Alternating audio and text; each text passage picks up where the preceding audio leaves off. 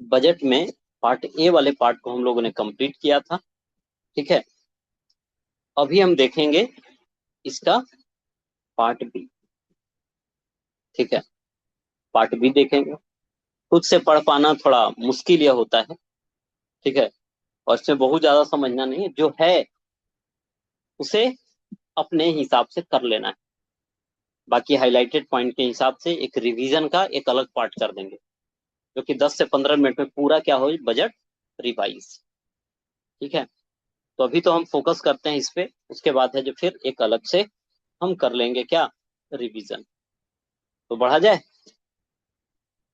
चलिए, बजट का part B. इसमें देखिए सबसे पहले प्रत्यक्ष कर से रिलेटेड है, डायरेक्ट टैक्स से कुछ बातें रिलेटेड। नया आयकर अधिनियम आया है। ठीक है, नया न्यू इनकम टैक्स एक्ट। ठीक है, क्या आया है, न्यू इनकम टैक्स एक्ट। कब, 2025, जो कि आया 25 में। और यह इफेक्टिव कब से होगा, यह इफेक्टिव यानी प्रभावी कब से है, 1 अप्रैल 2026। क्या हो रहा है भाई, हाँ, प्रभावी कब से होगा, 1 अप्रैल 2026। ठीक है, जिसमें पुराना था, 1961 का ही एक्ट था। तो देश, समझ रहे हैं कि बहुत सारी चीजें बदल जाती है, तो नियमों को अभी के अकॉर्डिंग करना जरूरी होता है। तो उसमें क्या किया गया है कि सिंप्लीफाइड किया गया है, सरलीकृत किया गया है आयकर को, आयकर से संबंधित मतलब नियमावली को, और प्रपत्रों को शीघ्र ही अधिसूचित कर दिया जाएगा। नए फॉर्म को इस तरह से डिजाइन किया गया है ताकि आम नागरिक आसानी से उसका अनुपालन कर सके, इजिली उसे समझ पाए। तो पहला बात हो गया, आयकर प्रत्यक्ष कर है। और इसे पुराने वाले में क्या किया गया है, संशोधन। पुराने वाले में संशोधन, संशोधन करने के बाद ये कब से लागू, 1 अप्रैल 2026 से। इसको क्या किया गया है, सिंप्लीफाइड किया गया है, ताकि सभी लोग समझ पाए और आसानी से क्या कर पाए, अनुपालन कर पाए। तो आई होप कि पहली पॉइंट एकदम से क्लियर। इसके बाद देखिए, इज इन लिविंग, जीवन जीने में क्या हो, आसानी। किसी साधारण व्यक्ति को मोटर दुर्घटना दावा अधिकरण द्वारा अधिनिर्णीत ब्याज की आयकर पर से छूट दी जाएगी, और इस मद में स्रोत पर कर नहीं काटा जाएगा। यानी किसी व्यक्ति को क्या होती है, दुर्घटना, उसमें बीमा उमा मिलता है ना, तो उसपे, उससे वो जो पैसा रखे रहेगा और उससे जो इंटरेस्ट वगैरह आएगा, उस पर क्या टैक्स नहीं लिया जाए। टैक्स से उसको क्या दे दिया है, छूट। इसके बाद देखिए, टीसीएस को तर्क संगत बनाना। टी सी एस, क्या हो रहा है, एक मिनट।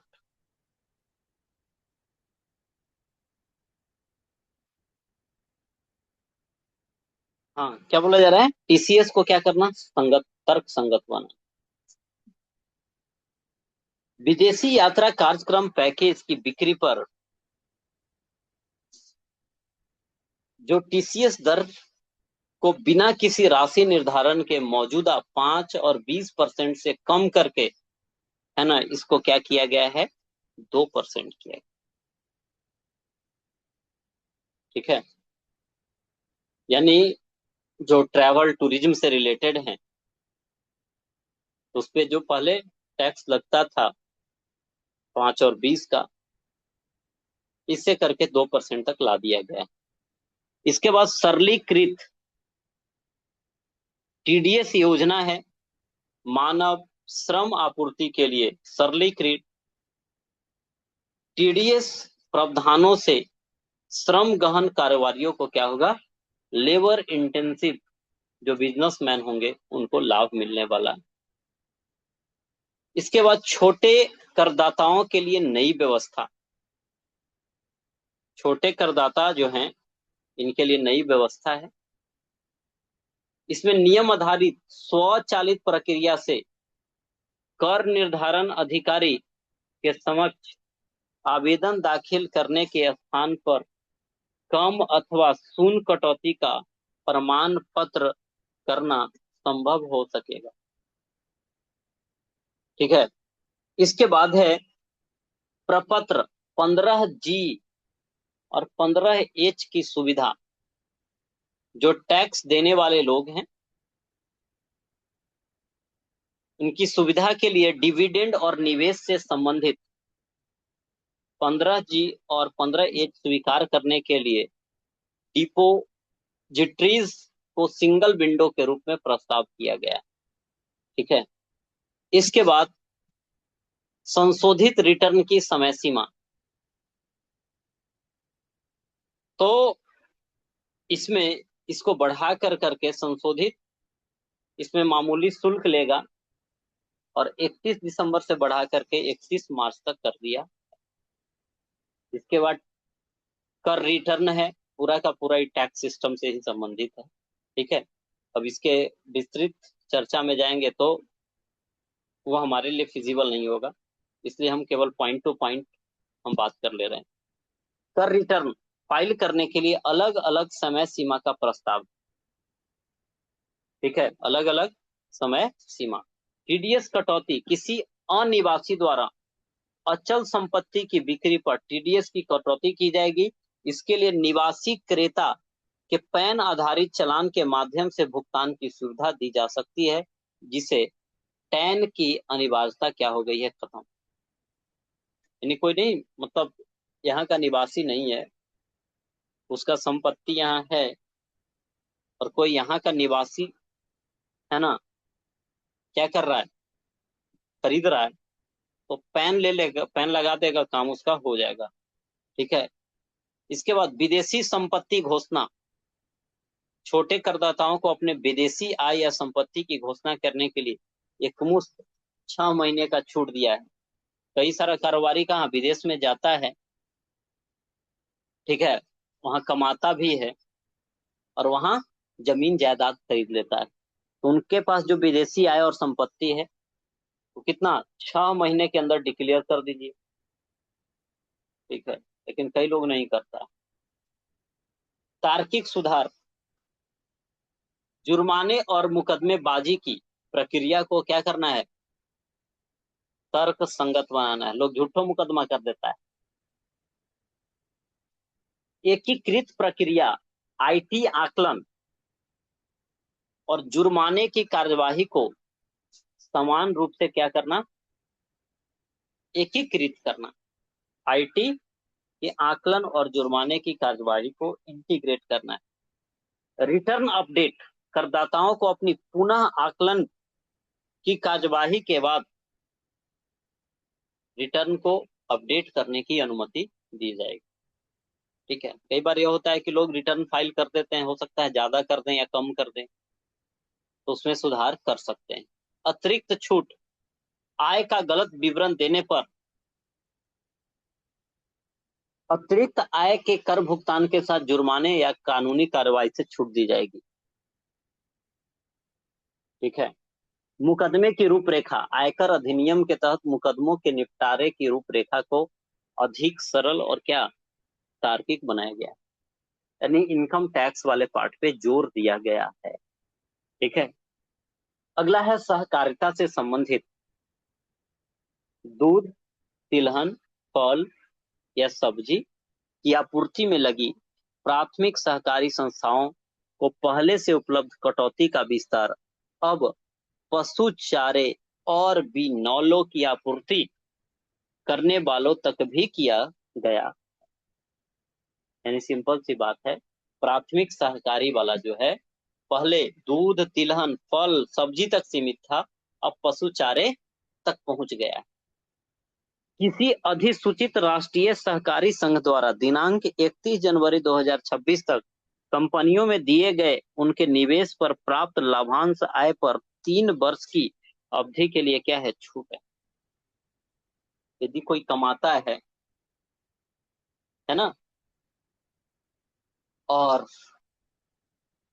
मतलब इन्वेस्टमेंट किया, कमाया, तो शुरुआती के 3 वर्ष तक क्या है, उसमें छूट दिया गया। भारत के विकास इंजन के रूप में आईटी क्षेत्र को सहायता की बात करी गई है। सॉफ्टवेयर विकास सेवाओं, आईटी समर्पित सेवाओं, ज्ञान प्रक्रिया आउटसोर्सिंग सेवाओं, सॉफ्टवेयर विकास से संबंधित सेवाएं 15.5% के एक समान सेफ हार्बर मार्जिन के तहत आएगी। आईटी सेवाओं के लिए सेफ हार्बर प्राप्त करने की सीमा कितनी है, 300 करोड़ से बढ़ा करके 2000 करोड़ रुपया कर दिया गया है। इसके बाद एपीए में शामिल होने वाली कंपनियों को संशोधित रिटर्न दाखिल करने की सुविधा उसकी संबद्ध संस्थाओं को भी प्रदान की जाएगी। इसके बाद है जो वैश्विक व्यापार और निवेश आकर्षित करना। किसी विदेशी कंपनी को वर्ष 2047 तक कर में रियायत दी जाएगी जो भारतीय स्थित डेटा केंद्रों का उपयोग करके वैश्विक स्तर पर क्लाउड सेवाएं प्रदान करती है।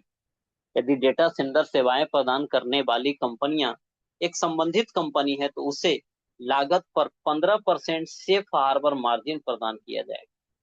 इसमें जैसे देखिए कई सारा व्हाट्सएप है या और भी टेलीग्राम है या अलग अलग कंपनीज हैं, तो डेटा को सेव करती है, लेकिन हमारा डेटा विदेश में सेव ना होकर के इंडिया में यदि सेव होता है तो उसको छूट दिया जाएगा बहुत सारी चीजों से। कर प्रशासन, भारतीय लेखांकन मानक में ही आय परिकलन और प्रकटीकरण मानकों के अपेक्षा शामिल करने हेतु कारपोरेट कार्य मंत्रालय और केंद्रीय प्रत्यक्ष कर बोर्ड की एक संयुक्त समिति गठित की जाएगी। वित्तीय वर्ष 27-28 से नेक्स्ट वाला ईयर से आय परिकलन और प्रकटीकरण मानकों पर आधारित पृथक लेखांकन अपेक्षाओं को समाप्त कर दिया जाएगा। इसके बाद अन्य कर प्रस्ताव है बाय बैंक के कराधान में परिवर्तन इसलिए लाया गया है ताकि प्रवर्तकों द्वारा बाय बैंक मार्ग के अनुचित उपयोग को रोका जा सके। अब बाय बैंक को कारपोरेट प्रवर्तकों के लिए 22% और गैर कारपोरेट प्रवर्तकों के लिए 30% की प्रभावी दर से कैपिटल गेन्स के रूप में कर योग बनाया जाएगा। एल्कोहल युक्त शराब, स्क्रैप, स्क्रैप मतलब वो बेकार पड़ा सामान, खनिजों के विक्रेताओं के लिए आपका टीसीएस की दरों को तर्कसंगत बनाते हुए 2% किया जाएगा। तेंदू के पत्तों पर टैक्स को घटा करके 5 से क्या किया जाएगा, 2 किया जाएगा। फिर वायदा सौदों पर एसटीटी की दर 0.02 से बढ़ा करके 0.05 की जाएगी। वही विकल्प कारोबार में प्रीमियम और एक्सरसाइज दोनों पर एसटीटी की मौजूदा दर 0.1 से 0. कितना, एक और से नहीं 0.125 को बढ़ा करके कितना किया जाएगा, 0.15%। बस एक बार आप सुन लीजिए, बहुत इसमें इतना याद वाद करने का जरूरत है नहीं, ठीक है, लेकिन एक दिमाग में रहेगा ना कि हाँ हम लोगों ने चीजों को कवर कर लिया, ठीक है। मैट को अंतिम कर बनाए जाने का प्रस्ताव है, ठीक है। कोई नया मैट क्रेडिट संचय नहीं होगा। इस परिवर्तन के रूप 15% की मौजूदा मैट दर को कम करके 14% किया जा रहा है। अब देखिए सब प्रत्यक्ष कर से संबंधित है, पूरा टैक्स वाला ही पार्ट बी में भर दिया गया है। अब शुल्क सरलीकरण है। समुद्री चमड़ा और वस्त्र उत्पाद, सी फूड उत्पाद के प्रसंस्करण में उपयोग किए जाने वाले विशिष्ट घटकों के लिए शुल्क मुक्त निर्यात की सीमा को FOB वैल्यू के मौजूदा 1% से घटा बढ़ा कर करके, है ना, 3% है जो किया जाएगा। सी फूड से संबंधित जो भी होगा तो इसको बढ़ाया जाएगा, है ना, 1 से 3 किया जाएगा। चमड़ा अथवा सिंथेटिक फुट बियर के निर्यात के लिए उपलब्ध शुल्क मुक्त आयात की सुविधा उसके निर्माण में प्रयुक्त होने वाले विशेष सहायक उत्पादों के लिए भी क्या होगी, अनुमति इसमें दिया जाएगा। इसके बाद देखिए ऊर्जा संक्रमण एवं सुरक्षा। याद है ऊर्जा संक्रमण सूचकांक में हमारा स्थान कितना था, 71। खैर, बैटरी निर्माण के लिए लिथियम आयन सेलों के उत्पादन हेतु आने वाली पूंजीगत सामग्रियों के आयात पर सीमा शुल्क में क्या किया जाएगा, छूट, ताकि वह थोड़ा सस्ता प्राप्त हो। सोलर ग्लास के निर्माण में इस्तेमाल सोडियम एंटीमोनेट के आयात पर भी छूट, लिथियम आयन पर भी छूट, ठीक है, लिथियम पर भी छूट। इसके बाद देखिए न्यूक्लियर पावर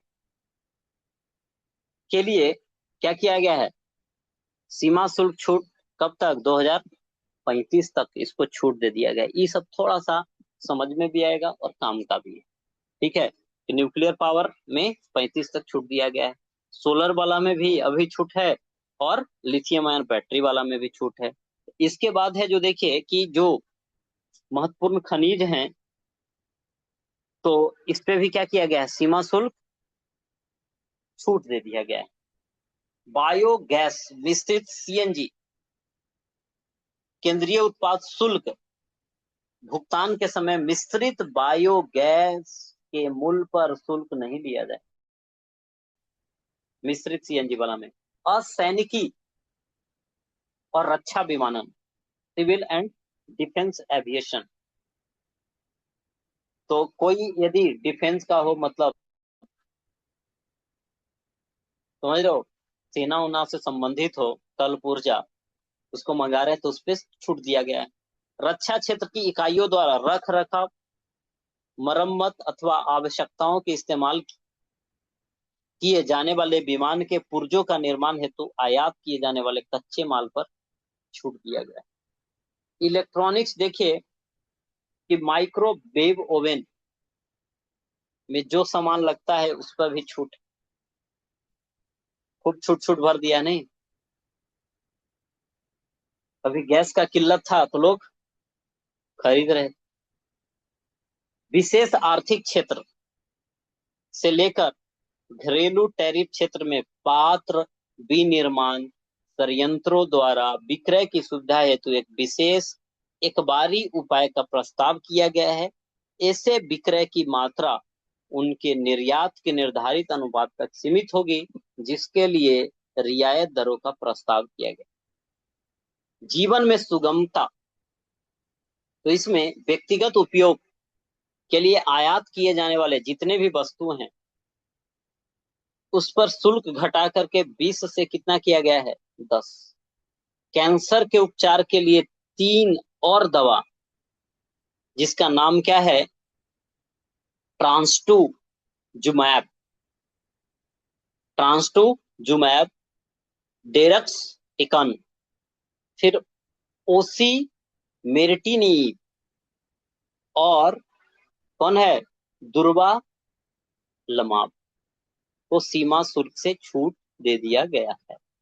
दुर्लभ बीमारी की सूची में 7 और रोगों को जोड़ा गया है ताकि दवाओं के व्यक्तिगत आयात पर कोई टैक्स ना लगे, कोई विदेश से दवा मंगाए तो।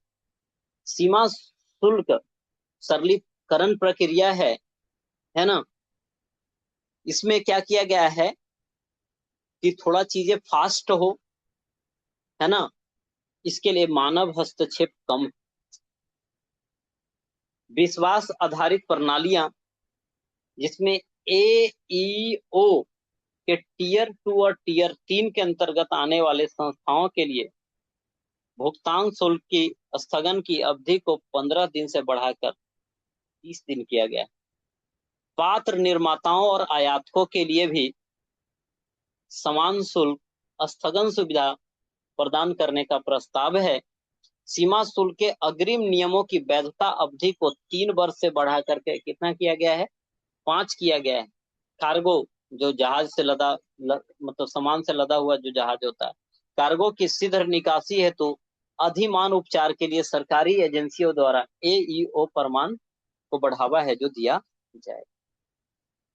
इसके बाद जिन वस्तुओं के आयात के लिए किसी विशेष अनुपालन की आवश्यकता नहीं है, उनके लिए विश्वस्त आयातकों द्वारा pre arrival bill of entry दाखिल करने पर मॉल के पहुंचते ही निकासी की औपचारिकता स्वतः पूरी हो जाएगी।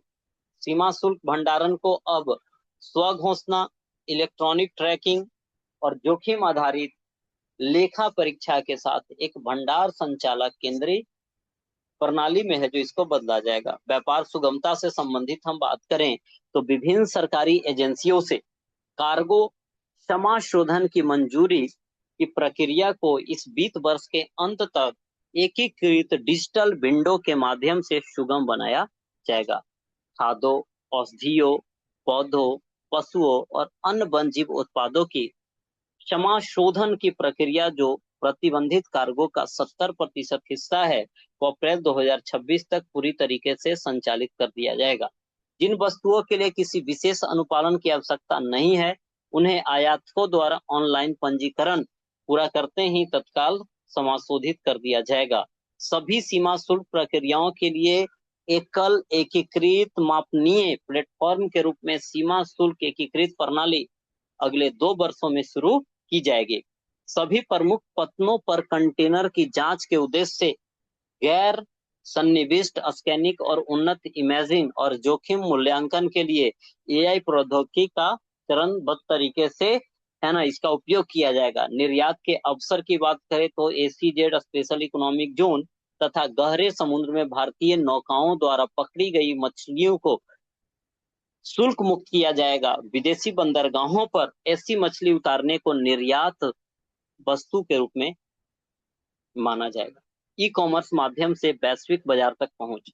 ई कॉमर्स के माध्यम से वैश्विक बाजार तक पहुंच के लिए भारत के छोटे व्यवसाय, कारीगरों और स्टार्टअप की आकांक्षाओं को सहायता प्रदान करने के लिए कुरियर निर्यात हेतु निर्धारित प्रति खेप 10 लाख रुपए की वर्तमान मूल्य सीमा को पूरी तरीके से हटा दिया जाएगा। अंतर्राष्ट्रीय यात्रा के दौरान सुगम निकासी। अंतर्राष्ट्रीय यात्रा के दौरान समान निकासी से जुड़े प्रावधानों के संशोधन का प्रस्ताव किया गया। संशोधित नियमों से वर्तमान समय की यात्रा संबंधित वास्तविकताओं के अनुरूप शुल्क मुक्त भत्ते में वृद्धि होगी। विवादों का समाधान। सभी बकाया करों का भुगतान करके विवादों का समाधान कर चाहने वाले ईमानदार करदाता अतिरिक्त राशि का भुगतान करके अपने मामले को क्या करेंगे, बंद करेंगे। ठीक है। इसके बाद है जो ये हमारे काम का अगला जो चीज है यह वाली, ठीक है, यह वाली थोड़ी सी, जिसमें एमजी नरेगा का नाम बदल करके क्या कर दिया गया है, VVG राम जी। इसके लिए पैसा जो दिया गया है कितना है आपका 95,692 करोड़। जल जीवन मिशन के लिए 67,670 करोड़, 67,67 ठीक है। पीएम किसान पर 63,500, पीएम आवास पर 54,917 करोड़, परिवहन के लिए 5,98,520। ये देखिए ये जो योजना है और ये अलग अलग हमारे है ना प्रमुख जो एक्सपेंडिचर है इसकी बात हो रही है। ट्रांसपोर्ट पे 5,98,000, रक्षा पे पड़े थे 11% था ना, 5,94,585 करोड़। ग्रामीण विकास कितना, 2,73,108 है। गृह मामले 2,55,234 है और 1,62,671 एग्रीकल्चर और एलाइड एक्टिविटीज पर। मंत्रालय में देखिए सबसे ज्यादा कहे कि कौन मंत्रालय को पैसा मिला है, रक्षा मंत्रालय। कितना, 784,678, यानी 7,84,678 करोड़ रुपया। फिर सड़क एवं परिवहन वाला है 3,09,575 करोड़। रेलवे को मिला है 2,81,377। तो डिफेंस वाला आप याद रख सकते हैं, ठीक है, सबसे टॉप लेवल वाला। तो रक्षा मंत्रालय को सबसे ज्यादा मिला। ठीक है, मंत्रालय के हिसाब से। यह है जो बजट का क्या है पार्ट। ठीक है, इसी में लगे हाथ हम इस वाले को कंप्लीट करते हैं, लेकिन इसको अलग कर देते हैं ताकि रिवाइज करना क्या हो आसान। बाकी क्या करेंगे, अब पूरा बजट को 10 से 15 मिनट का, है ना, एक रिवीजन वाला पार्ट कर देंगे तो चीजें रिवाइज करना आसान हो। ठीक है, नहीं तो बहुत सारी चीज फालतू है, तो हमें काम की बात फिर भूल जाएंगे। तो काम की बात के लिए रिवीजन।